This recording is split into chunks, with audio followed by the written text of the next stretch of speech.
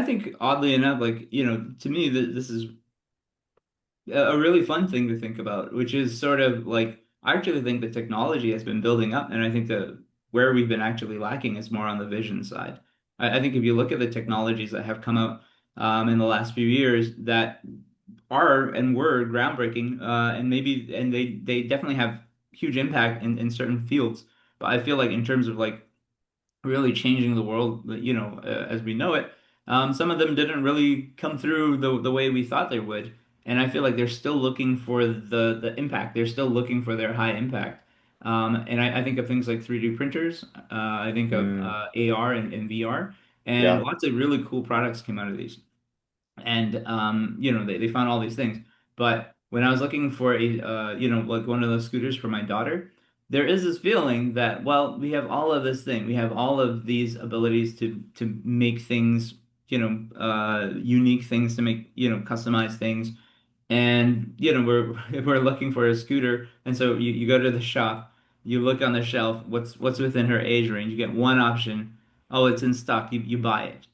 And I really do feel like, could this experience be a little bit more interesting? Could this be a little bit more fun? Could this teach, kids something about maybe customizing or maintaining their tools or their equipment and things like that?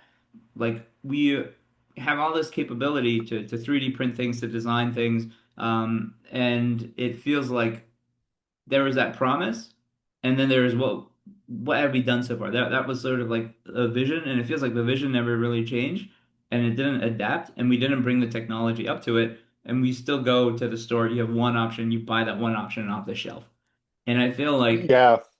it's sort of like, well, why didn't why didn't it come to fruition? Why didn't how come we weren't able to kind of execute on that, even though it feels like to some degree a lot of the technology is there? And what does it take to push over the edge? And maybe part of it is people who don't want to take risk. Maybe we're more afraid of risk, doing something different. Maybe it is that a lot Hmm. of companies that do produce this stuff are so set in their ways, it's hard for them to conceive of a different way of doing things. And it does feel like there is this technology has has the thinking power, has the vision updated. Have you had enough of a discussion or boosted enough good ideas or invested in cool ideas that might be something new and change the way that we grow up, the way that we play with our toys and learn to scoot and then learn to hop on a bicycle, right? And maybe these are things that change slowly the culture, right? And so Bingo. you kind of don't see the culture change. You don't feel the effects because the technology came, and then it felt like the fun, creative thinking and the innovation and the entrepreneurship didn't follow, and so our lives kind of stayed the same, even though the technology is very cool. And I feel like to some degree, it's almost you think it's really hard to go and get a computer science degree, an engineering degree, and make the hard thing. But to some degree, those things are being made. It's sort of like where is the creative and the legal and all of the people getting together and saying how are we going to make our lives better? It's the Uh, adoption and that's and the actually a application. fun.